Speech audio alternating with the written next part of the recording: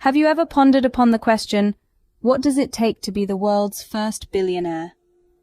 This is a conundrum which has puzzled many, but perhaps we can find the answer in the life of an extraordinary man named John Davison Rockefeller, arguably the wealthiest figure of the modern period. Rockefeller, a name that is interchangeable with wealth, power, and with the economic growth of the United States. In the year of 1839, in a place known as Richford, New York, a future titan of industry took his first breath. Born into a family that was large in size but humble in means, John D. Rockefeller's upbringing was shaped by circumstances that were far from opulent. His father, William Avery Rockefeller, was a dubious businessman, a con artist known for his slippery schemes, while his mother, Eliza Davison Rockefeller, was deeply religious, nurturing her son's moral compass in the backdrop of his father's questionable activities.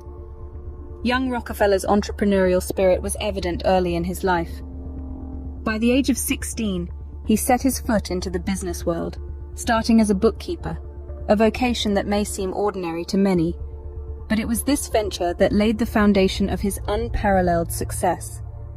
His meticulous nature, his steadfast dedication, and his unwavering commitment to excellence made him an indispensable asset in the eyes of his employers. But John D. Rockefeller was not content with simply being a valuable employee. The ambitious spark that resided within him desired for something grander, something more fulfilling than a monotonous 9-to-5 job. He dreamt of establishing an empire, of leaving an indelible mark on the industry, and of becoming a figurehead of modern capitalism. A dream that, as we now know, he was more than successful in achieving. And so we return to the question, what does it take to be the world's first billionaire? The answer lies in the life of a man like John D. Rockefeller and a deep-seated desire for more than a simple 9-to-5 job. The year of 1859 marked a turning point in Rockefeller's life.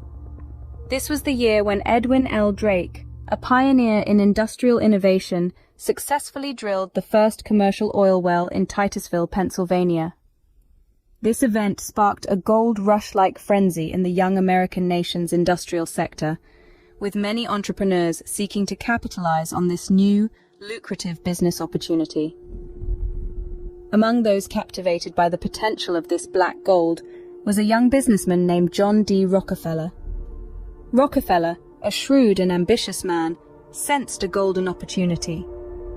Along with his business associate, Maurice B. Clark, he decided to venture into the oil refining industry.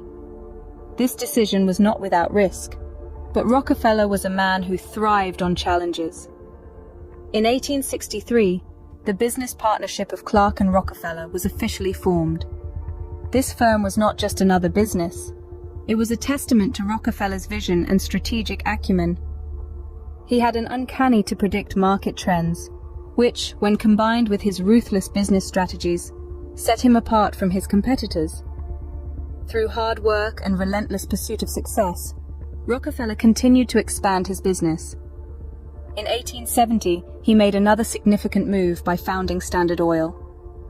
This company was not just a business, it was an empire, a behemoth that would completely monopolize the American oil industry. Under Rockefeller's leadership, Standard Oil grew into an industrial titan. His empire grew exponentially, and by the late 19th century, he controlled 90% of all the oil in the United States. What started as a risky venture had transformed into a monopoly unlike any other in American industrial history. The year of 1859 had indeed marked a turning point in Rockefeller's life. By the late 19th century, he controlled 90% of all oil in the United States. In the midst of his professional success, Rockefeller's personal life was also flourishing. In an era defined by industrious men and women making their mark on the world, John D. Rockefeller stood as a towering figure. His personal journey was deeply intertwined with the birth and growth of modern America. 1855 was a special year for him. That was when he married Laura Celestia Spellman, a woman of great character who soon became the beating heart of his family.